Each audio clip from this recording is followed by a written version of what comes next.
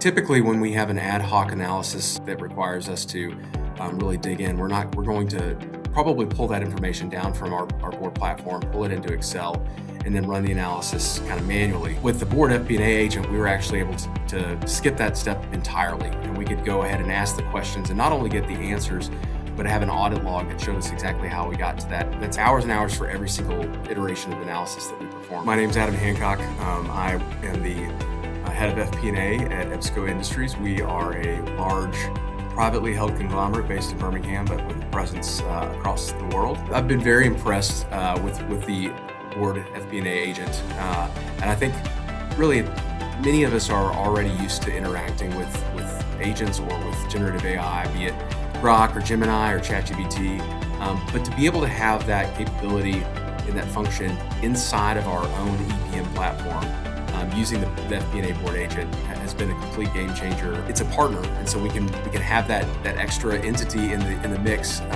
coming alongside us, not only answering questions that we may have, but also prompting us with new questions that we hadn't thought about, actually elevating the quality of our analysis, not just giving us answers or access to information quicker, but to make better decisions. So for example, we were able to ask questions around the working capital health of across our portfolio. So we were able to understand exactly how our different businesses were performing from a working capital perspective with the Board FP&A Agent.